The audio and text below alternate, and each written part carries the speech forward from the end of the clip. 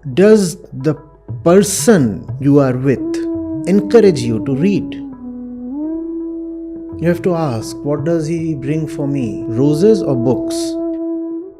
If someone has a stake in making you better, that person will push you towards books. Books are what we all need.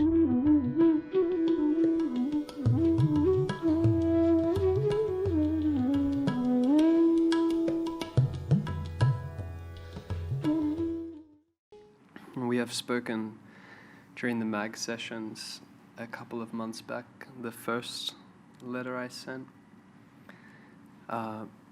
in regards to images, okay? There is, in my mind, frequently still the image or story of Jesus Christ. I spent about a year identifying as a Christian and coming close to him, but still there is I want to understand the right role of an image. In your answer you gave to me, you mentioned that they were given with a noble purpose, a noble cause, but man's ego co-opts everything. So sometimes I can tell when I'm speaking with people and think about what I've said afterwards. I can see that I'm tiptoeing a fine line between taking it too seriously, perhaps.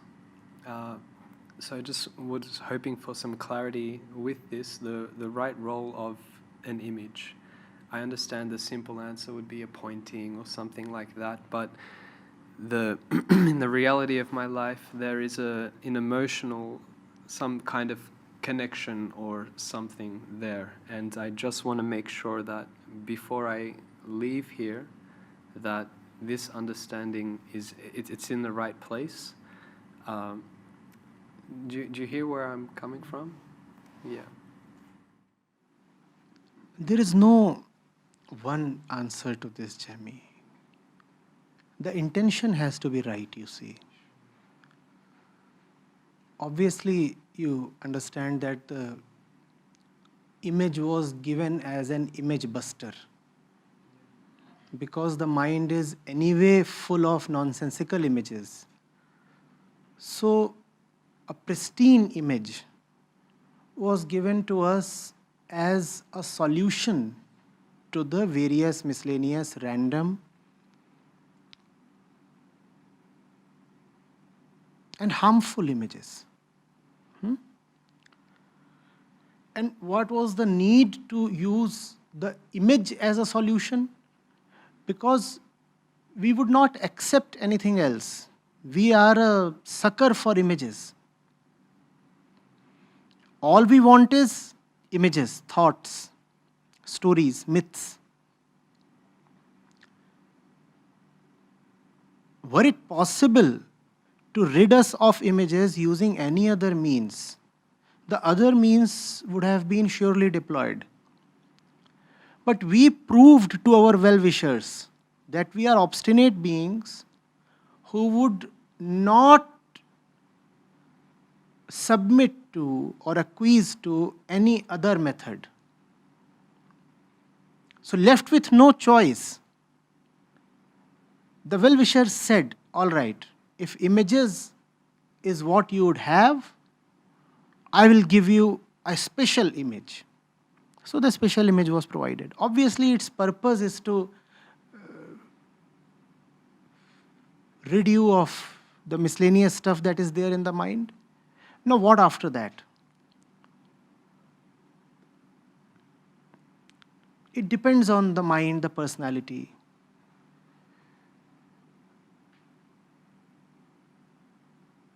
In an ideal sense, and ideas are ideas, they do not go too far. In an ideal sense, the image should dissolve having served its purpose. Practically, the purpose never gets fully or absolutely served. Even if temporarily the mind is cleansed of images, its tendency to imaginate still remains.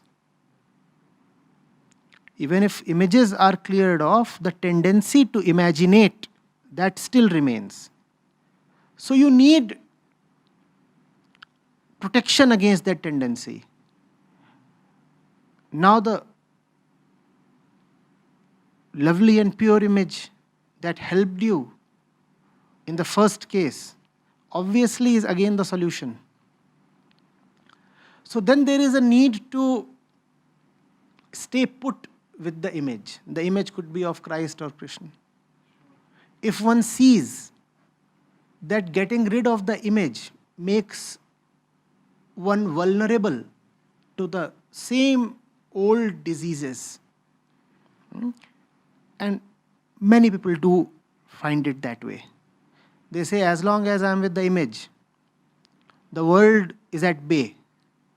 As long as I abandon the image and I'm on my own, the old things again start bugging me or occupying me. Now that's not a great condition. That just proves that unfortunately the bodily tendencies are too strong. But what can one do about it? The body is the body. You cannot change your DNA. So in that case, yes, there is no option but to stick to the image. Stick to the image lifelong, as millions and billions of people have done in history, across continents, across religious affiliations, be it the image of the Buddha, be it the image of Christ, be it the image of Ram or Krishna, be it the symbolism of Islam. It has been happening everywhere. Everybody has been imagining in some sense or the other, even if the image is not that of a face, like in Islam. There is some other kind of imagery, right? Even a word is an image, is it not? So even if you stick to the holy word, you are still sticking to some image. In that sense, there is no option but to be an idol worshipper of some sort. Even if you do not worship an idol made of wood or stone or metal, you are worshipping an idol made of worldly stuff that comes from words. Don't words conjure up images? Does the image have to be of concrete? The word itself is an image, is it not? So that way. So it's a tricky situation, you see. Best thing would be to depend as little on the image as possible.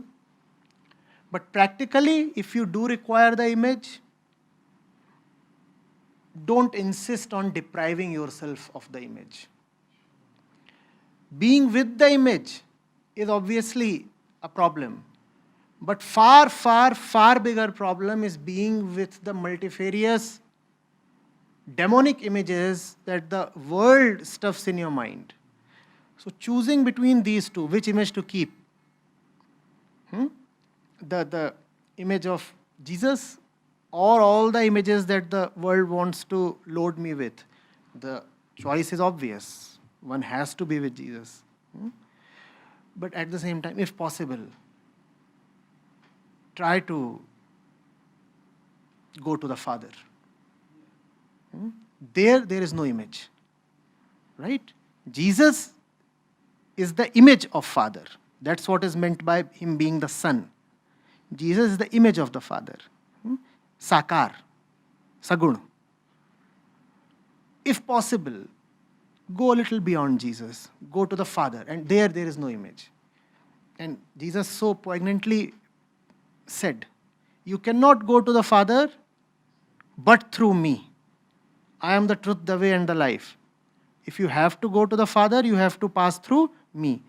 He said you have to go through me. He didn't say stop at me. So it's great to go to Jesus. And if you stay with Jesus all your life, that itself is so beautiful and wonderful. But even more fascinating would be if you can go to the Father. And there you will not find any image.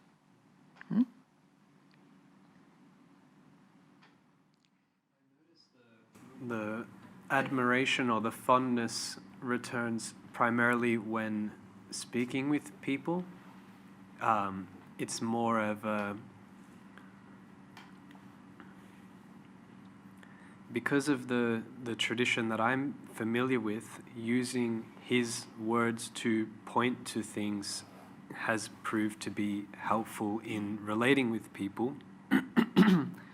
But then I start to remember the story, and then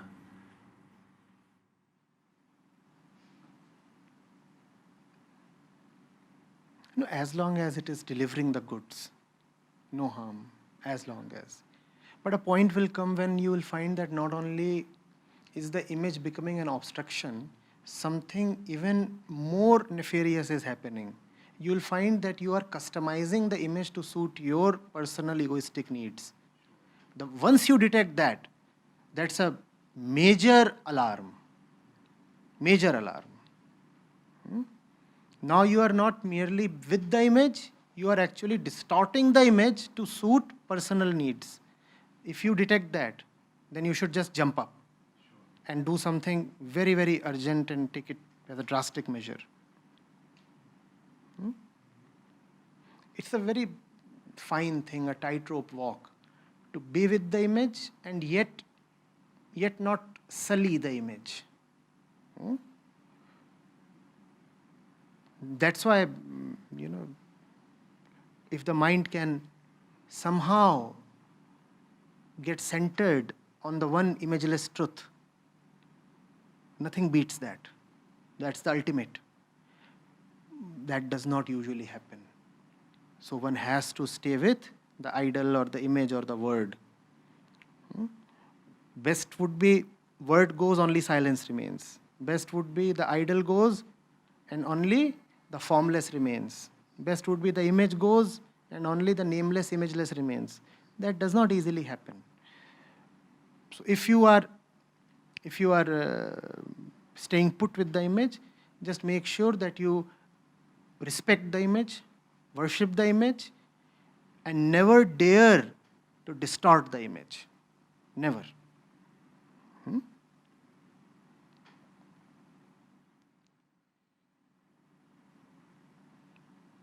What has happened is, man has not merely taken the images that the scriptures have given us.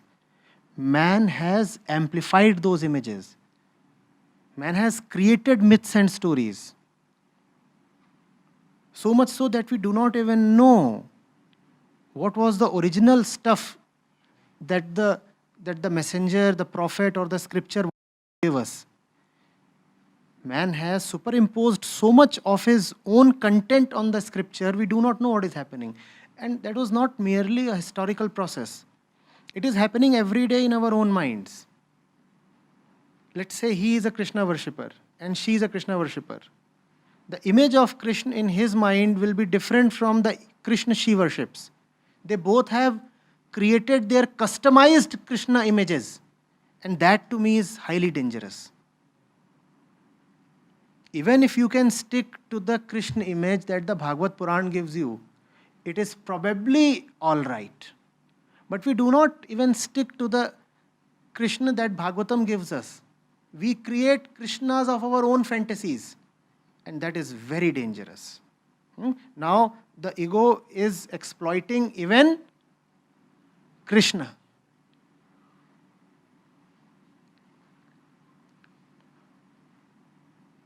So, best is stick to Nirakar Krishna, the one formless truth. Right? If you cannot do that, then at least be very, very respectful to the image. Don't lay your dirty hands on it. Don't try to disfigure it. You never say you are disfiguring it. You say always that you are giving it a more attractive figure. We never say we are distorting it. We always say we are decorating it. But your decoration is distortion. So don't try to decorate the images that have been given. Hands off. Let the image be as it is. If there is the holy word, don't try to add to it. or don't try to take away anything from it. Don't load it with your own personal interpretations. The word is the word. There is a reason why it has been put that way, worded that way. Don't try to give it a convenient spin. Are you getting it? You have to be very cautious whether you are listening to the teacher or whether you are superimposing your own intentions upon the teacher.